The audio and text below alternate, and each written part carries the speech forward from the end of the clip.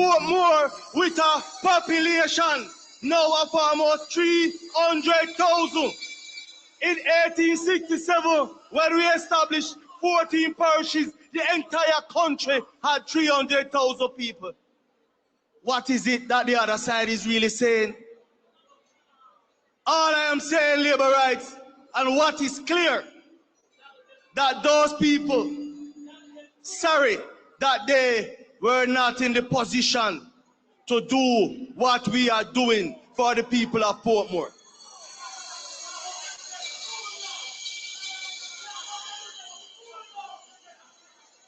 Our Minister of Local Government, Desmond McKenzie. Come here, Desmond. Our Minister of Local Government put in the work to ensure that the bill was tabled.